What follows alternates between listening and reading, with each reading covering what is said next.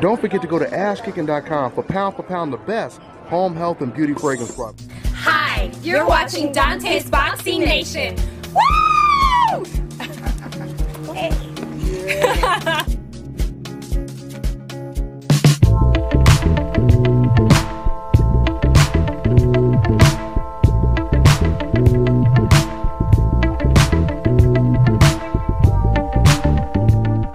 Dante's Boxing Nation, what's going on, guys?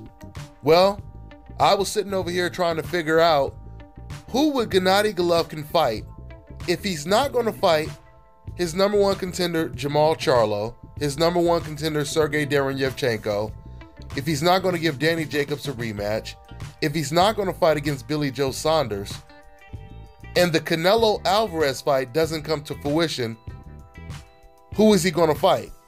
Now, you would think those would be the only options, right? Well, it turns out Golovkin has found another option. That's right. Now they are looking at Ryota Murata. Ryota Murata, he is the WBA regular middleweight champion. Now, just so there is no confusion, he's not the actual champion. Golovkin is the actual champion, which they call it the Super WBA champion. So there's a whole lot of confusion going on with that WBA organization, because we were just told that the winner of Jacob Zaleski would be the number one mandatory for the WBA belt. So you have Danny Jacobs as the WBA mandatory, you have Murata as a regular champion, and you have Golovkin as a super champion. It really doesn't make any sense.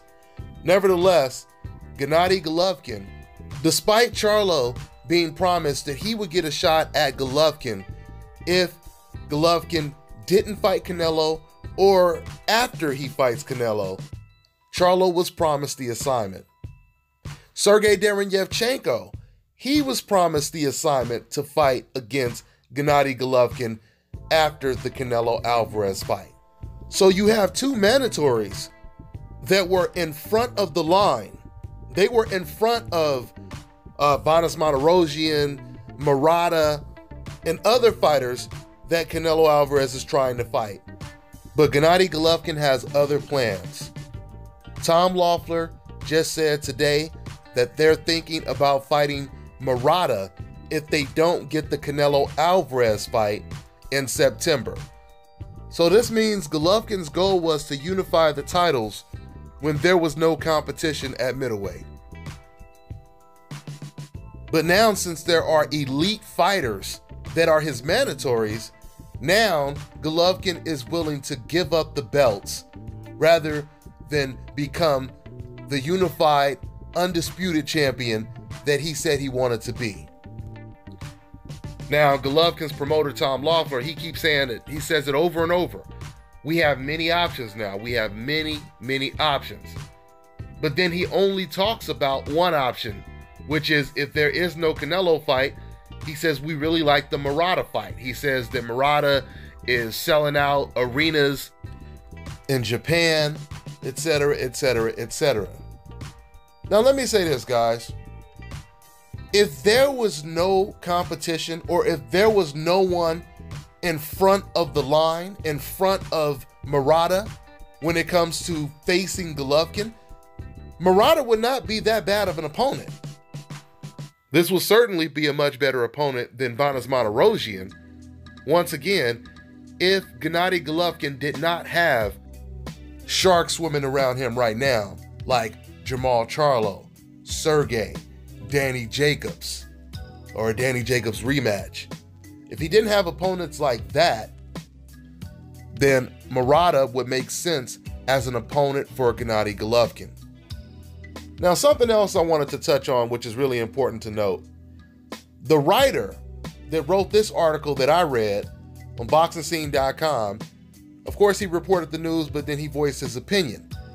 And when he voiced his opinion, he said it makes more sense for Golovkin to face Murata rather than face a Jermall Charlo or a Sergey Derevyanchenko. Why? Because Golovkin would make more money if he fights against Murata. Murata is selling out arenas out there in Japan. So you have a writer saying that it makes more sense for Golovkin to risk losing his belts just to fight against a guy to make more money for himself. For Golovkin to make more money, right? Now, first of all, we don't even know if Golovkin will make more money fighting against Murata as opposed to fighting against Jamal Charlo, especially with Jamal Charlo being an Al Haymon fighter. We don't even know that, number one. But let's just say that we're true. Let's say it were true that Golovkin would make more money fighting against a fighter that most people don't even know, as opposed to people in America certainly all knowing Jamal Charlo, right? If Golovkin were to make more money in that situation, why would you as a writer care about Golovkin's personal bank account? How do you benefit from Golovkin making more money? You as a writer, you as a boxing fan, shouldn't you want to see the best fights? Why would you be saying, no, I don't really want to see him fight the best competition? I would rather see more money in Golovkin's bank account than see him in there with the best competition. How does that benefit you? You know how ridiculous that sounds? That's like saying the grocery store I go to, I would rather them raise the prices on the meat and everything else so that grocery store can make more money. How does that benefit me? You see how ridiculous that sounds? These writers, they are willing to protect Golovkin by all means necessary. They have no integrity. They have no integrity because they are willing to do whatever it takes to make sure that Golovkin does not lose, especially to a fighter on the coincidental list, okay? They didn't want Golovkin to fight Andre Ward a couple years back when it was Golovkin that said, I'll fight anyone from 154 to 168. And today they don't want him to fight his own mandatories. They would rather Golovkin give up his belts and look really bad, right? As opposed to just fighting the best competition in his division, facing his number one mandatories that he faced before. Now, don't get me wrong. Murata is a good opponent because he is the regular WBA champion. So that's a good fight for Golovkin. The problem is Jamal Charlo and Sergey Derevyanchenko, they were already in line. And we all know that those are far more attractive, at least Jamal Charlo for sure. That is a far more attractive fight. Do you know how big a fight like that would be? Let me tell you something. When Golovkin fought against Willie Monroe, the atmosphere, because I was there, I covered that fight live. The atmosphere was so live in that arena. It was as if Andre Ward was fighting Golovkin that night. Okay? It was as if Golovkin was fighting against Floyd Mayweather. And the reason why the atmosphere was so electric is because Golovkin was in there with a black fighter. And a lot of Golovkin fighters, they strongly root against the black fighter when Golovkin is fighting them. I know this for a fact because I've heard the things that these fans say. And trust me, it ain't some stuff that I can really repeat over and over in this video. Everything that you guys hear me say is the truth and the whole truth. None of this is speculation. None of this is my opinion. I can back up what I'm telling you guys with facts. I can always provide side-by-side evidence of the double standards that exist. Like I said, when Golovkin faces any black fighter, they don't care. The fans don't care if that guy is a complete bum. He could have a record of 70 losses and 3 wins. And these fans, they will celebrate like Golovkin just beat Michael Jordan in the ring because they just want to see Golovkin beat a black guy. This is the reason why Golovkin usually does better numbers when he fights against a black fighter, especially when it comes to tickets being sold. I can still show you guys the comments from when I did my post-fight video when Golovkin knocked out Curtis Stevens. It was a Nazi celebration in the comment section. And when I say Nazi, I use that term loosely. I don't just mean white people, because to be honest with you, a lot of the racist comments that I receive don't even come from white people, believe it or not. The majority of the most racist comments that I receive, it comes from another race. One race in particular, to be honest with you, but I'm not going to mention the race because I don't want the good ones to look bad just because of the ignorant ones. But yeah, man, but going back to that Curtis Stevens post-fight video I did, when Golovkin knocked out Curtis Stevens, all of the comments was about race. It's so funny how these fans, they claim they don't want to hear about race, don't play the race card, don't race bait, but all of a sudden Golovkin knocks out Curtis Stevens, and that's all these fans want to talk about is race. Oh, look at how he beat that black bastard's ass, and he beat him like he was a slave, and etc., etc. They saying all of this extremely racist stuff. But when Golovkin beats Rubio, when he beats Lemieux, there's no racial attacks towards Rubio, towards Lemieux. It only happens with the black fighters. So this is my point. My point is, this is why we know that when Golovkin fights against a black fighter, it will be a bigger event because there's more on the line, because it becomes more than just a boxing match. It becomes tribal. But going back to this writer saying that he's more worried about Golovkin's bank account than boxing fans seeing the best fights available, I mean, so many examples I can use to debunk that ridiculous theory. I mean, if that's the case, Floyd Mayweather, he stood to make more money than ever when he fought against Conor McGregor. So how come there were no writers defending Floyd Mayweather's actions, telling the public, you guys have to remember, Floyd Mayweather is gonna make way more money fighting against Conor McGregor than fighting against Errol Spence or Keith Thurman or Terrence Crawford, right? When Floyd Mayweather was 40 years old, of course. Imagine if we found out that Floyd Mayweather would make more money fighting against Amir Khan. Like, let's just go back into time, before Floyd fought against Pacquiao. Imagine if Floyd Mayweather found out he would make more money fighting against Amir Khan than he would make fighting against Manny Pacquiao. So he decided not to fight Manny Pacquiao at all, and he was just going to fight against Amir Khan. Why? Because he would make more money against Amir Khan. What would these boxing writers and what would the rest of the fans say about Floyd Mayweather? That is a rhetorical question. And this is why having Hope Insurance is so damn imperative when you're on the Hope list. When you got that Hope card, don't leave home without it. That's for damn sure. I mean, just look at all the benefits of Hope Insurance. Mainstream writers will come out and protect you when you don't step up in competition. Like I said in my last video, there was another writer on this same website. He was comparing Golovkin to LeBron James. And he basically said, what else is there for Golovkin to prove? Forget about his rematch with Danny Jacobs. That was his most difficult fight, right? Forget about all of his mandatories like Jamal Charlo. This writer, he said, because now Golovkin is older, even if those guys beat him, it wouldn't matter because Golovkin is older now.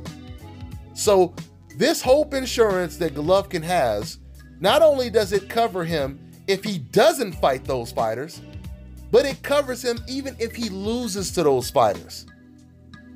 Because the insurance will kick in and he will have a built-in excuse because he's 36 years old, right? But once again, Golovkin is not too old to fight Canelo and Murata and Vanes Martirosyan, but all of a sudden, when it comes to elite tough competition, now he's too old to fight those guys. I go back to saying what I said in my last video. I want people to understand this, man. Go back and watch Golovkin versus Willie Monroe, Golovkin versus Marco Antonio Rubio, him against Adama. Go back and watch Golovkin versus Martin Murray. Watch him against Dominic Wade. You will see the exact same Golovkin that you've seen this past weekend against Vanes Martirosyan, right? Now, so you guys can really understand the point that I'm making by way of contrast. If you look at Mike Tyson versus Larry Holmes versus Trevor Berbick, right? You watch that Mike Tyson, and then you watch the Mike Tyson versus Lennox Lewis. You can clearly see a different Mike Tyson. You look at Muhammad Ali versus Sonny Liston versus Joe Frazier, and then you look at Ali versus Larry Holmes, it is nowhere near the same Muhammad Ali. The deterioration of Muhammad Ali's skills is extremely obvious and visible. You look at Sugar Ray Leonard versus Roberto Duran, Tommy Hearns, and then you look at Sugar Ray Leonard versus Terry Norris. It's nowhere near the same Sugar Ray Leonard. But when we see Golovkin versus Martirosyan, and when we see Golovkin versus Dominic Wade, Willie Monroe, it's the exact same fighter. You cannot just say a person is old just because you want to say it, just to defend him. There has to be physical evidence of it. So they can go ahead and continue to protect Gennady Golovkin as much as they want. But you guys are hurting him more than helping him. I'm telling you right now. Because if Golovkin retires without rematching Danny Jacobs, it turned out to be the toughest fight for him. If he retires without defending his titles, when he was the one that said the reason why he didn't want to move up to 168 and fight the likes of Andre Ward and James DeGale at the time that were calling him out, his whole reason why he didn't want to fight them is because he wanted to unify the titles at 160. Now it turns out there's no way he's going to unify the titles, because in order for him to do that, he's going to be forced to fight elite competition, face elite competition. And that's something that Golovkin is not willing to do. Once again, I want to touch on what Tom Loeffler keeps saying. Tom, he keeps saying there's so many options. There's so many options that we have now. But yet you notice he never mentions the options. He never names the mandatories. There's so many options, but he never mentions Jamal Charlo's name. He never mentions Sergey Derenyevchenko's name. He never mentions Danny Jacobs' rematch. He always says there's many options, so we're going to fight Vanes Martirosyan. There's many options, but we're looking at Murata. There's many options, but we're looking at Liam Smith, or whatever the case may be, right? How are there so many options, but you're picking guys that's not even on the real option list? Vanes wasn't even on, should never have even been on the list when it comes to all the options that Golovkin had, or has. That's all I got for now, guys.